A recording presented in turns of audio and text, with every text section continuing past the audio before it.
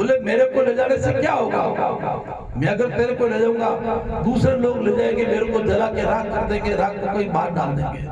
आप अगर ले जाओगे आप यज्ञ वेदी में उसकी यज्ञ में आहुति देंगे, लेकिन वो यज्ञ वेदी में जो भस्म बनेगी उसको संत लोग आप लोग सभी सर के ऊपर धारण करेंगे। वो सर महापुरुषों के चरणों में जाके टिकेगा, वो सर परमात्मा के मंदिर में जाके टिकेगा। और मैं कहां से कहां तक पहुंचता हूँ। देखो संतों का सानिध्य देखो,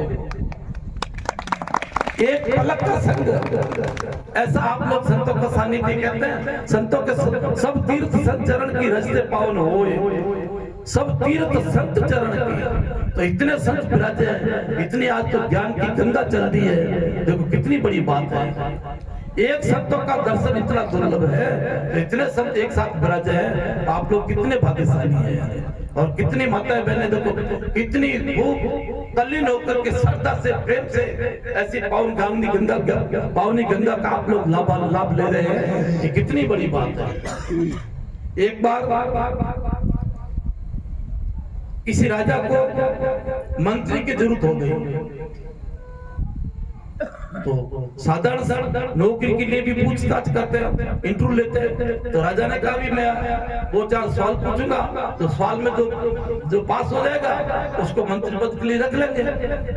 एक ब्राह्मण देवता गए, उनसे 4 सवाल पूछे गए कि भाई मैं आपको ब्राह्मण देवता 4 सवाल पूछता हूँ, आप चारों का जवाब दे देना और आपको मंत्री पद के लिए रख लिया जाएगा। पूछा प्रभु कौन से क्या सवाल है। तो राजा बताता है वो कौन सी वस्तु है, वो ऐसी कौन सी वस्तु है, यहाँ सब कुछ है पर आगे कुछ नहीं है। यहाँ सब कुछ है पर उसके लिए आगे कुछ नहीं है। दूसरी वो कौन सी वस्तु है, यहाँ कुछ नहीं है आगे सब कुछ है। तीसरी वो क्या कौन सी वस्तु है, यहाँ भी सब कुछ है और आगे भी सब कुछ है। चौथी वो क्या वस्तु है, यहाँ भी कुछ नहीं है तो आगे भी कुछ नहीं है। ब्रह्म देवता चारों सवाल को सुन करके दंग रह गए। इसका तो जवाब एक भी आता नहीं है। 2 दिन का मोहलत दिया गया, बोले आप 2 दिनों के लिए विचार करके आ जाएगा, सवाल का जवाब दे दीजिएगा। अब ब्रह्म देवता घर गए, घर में जाके बहुत उदास भाव से रह रहे हैं। उनकी जो बड़ी कन्या थी, बच्ची थी, लड़की, पिताश्री आप इतने उदास क्यों, वो क्या बात है। बोले बेटा मैं राजा के यहाँ गया था, मंत्री पद के लिए इंटरव्यू देने के लिए गया था। राजा ने मेरे को 4 सवाल पूछे, मेरे को एक का भी जवाब आया नहीं, तो मंत्री पद के लिए मेरे को बनना तो बहुत मुश्किल लगता है। बोले पिताश्री क्या सवाल है बताओ। तो वो ब्रह्मदेव अपनी लड़की से पूछ रहे हैं, बोले बेटा राजा ने मेरे को बताया वो कौन सी चीज है, यहाँ सब कुछ है आगे कुछ नहीं है।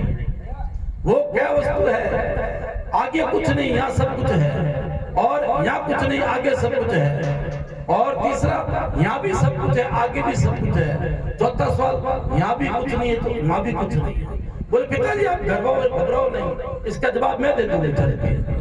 अच्छा 2 दिन के बाद में वही ब्राह्मण देवता अपनी कन्या को लेकर राजमहल में पेश हुए। राजा ने पूछा क्या महाराज श्री सवाल के जवाब ले आए हो। बोले हाँ ले आए हो प्रभु। उस सवाल का जवाब मेरी कन्या देगी। कन्या देगी। बच्ची को खड़ा किया, बोले बताओ बेटा। बोले राजन क्या सवाल तुम्हारा, सवाल बताओ। वो कौन सी वस्तु है, यहाँ सब कुछ है आगे कुछ नहीं है। तो राजा लड़की बोलती है राजन आप राजा हो, सब कुछ लूट खटोट के जनता का माल खा करके आपके लिए यहाँ सब कुछ है, लेकिन आगे के लिए आपके लिए कुछ नहीं है। जो राजस्वरी जो नरकेश्वरी, आगे आपको नरक में जाना पड़ेगा। दूसरा सवाल यहाँ सब कुछ आगे कुछ नहीं है, यहाँ कुछ नहीं है आगे सब कुछ है। ऐसे तपस्वी सिद्ध साधक महापुरुष जो है यहाँ उनको कोई आराम नहीं है। पड़े हैं जंगलों में, पहाड़ों में, कंदरों में, गुफा में, पेड़ों के नीचे, दरख्तों के नीचे भयंकर तप कर रहे हैं। कोई खाने की शुद्धि नहीं, कोई पीने की शुद्धि नहीं। देखो हमारे मकान में एसिया लगी है, कूलर लगे हैं, पंखे लगे हैं, बिजली लगे हैं, काम आपको सब क्या सुविधा। यहाँ उनके लिए कुछ नहीं है, लेकिन भजन का प्रभाव आगे उनके लिए सब कुछ है। तो बड़े बड़े संत हैं, ये सब करके आए हुए हैं। यहाँ इनके भैया सब कुछ आनंद ही आनंद है।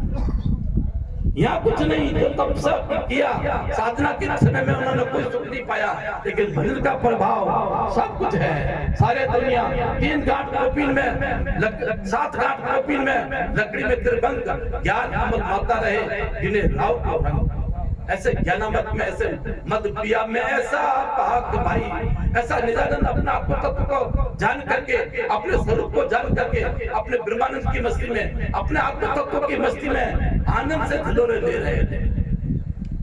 तीसरा स्वाद बताया, यहाँ कुछ नहीं है, आगे भी कुछ नहीं है। यहाँ भी कुछ नहीं है। जो जुल्म करते हैं, चोरी करते हैं, डाका डालते हैं, जो जिनका आचार विचार गंदा है, जिनका खान पान गंदा है, भला उनको चैन में काम देगा। यहाँ भी जीते जी भी आनंद नहीं है, तो मरने के बाद भी उनको आनंद नहीं है। चौथा सवाल पूछा, यहाँ भी आनंद है, आगे भी आनंद है। आप जैसे भजनी पुरुष हैं, जो सती सेवक हैं, जो संतों का सत्संग सुनते हैं, जो महापुरुषों की वाणी को धारण करते हैं, उनके यहाँ भी आनंद है। और भजन के प्रताप से आप लोगों को आगे भी आनंद रखेंगे परमात्मा। जो सत्संग करते हैं, जो पुण्य आत्मा महापुरुषों की वाणी को ग्रहण करते हैं, जो संतों की सेवा करते हैं, जैसा भी मैंने कुछ नाम सुने, उन्होंने भोजन की व्यवस्था की, उन्होंने बैठने की व्यवस्था की, उन्होंने ये व्यवस्था की, उन्होंने ये व्यवस्था किया। पात्र में जन्म जाए हरिशुन में चित जी, वो पंडित सुरती भेव, तो वो लोग भाग्यशाली हैं। यहाँ भी उनको आनंद है, चैन अमन है, पुरुषार्थ करते हैं, संतों का सत्संग सुनते हैं, अपना घर का काम करते हैं, हाथों से काम करे, मुख से जपले राम, ऐसा शब्द नहीं मिले चाहे लाखों कर तो दाम। तो ऐसे जो पुण्यशील प्राणी है, वो यहाँ भी सुखी है और आगे भी सुखी है। तो आप लोगों का नाम इसी सुख के बीच में आ रहा है। बहुत से महापुरुष पर विराजे हुए हैं, सब अपनी अपनी वाणी का लाभ देंगे। आधा घंटा पौन घंटा और रुकूंगा, और सब महापुरुषों की वाणी का जो अलग लाभ प्राप्त करेंगे। आप लोग बहुत जो है खूब आनंद से महापुरुषों की वाणी को श्रवण करो, मनन करो और निधिध्यासन करो, खूब आनंद लो। ओम सर्वे भवन्तु सुखिनः, सर्वे सन्तु निरामया, सर्वे भद्राणि पश्यन्तु, मा कश्चित् दुःखभाग् भवेत्। ओम शांति शांति शांति। मैं श्री से अनुरोध करूंगा कि हमको जल्दी निवृत्त कर दो तो अच्छा रहेगा। 2-4 वाणी और सुन करके, क्योंकि समय का इतनी मर्यादा है।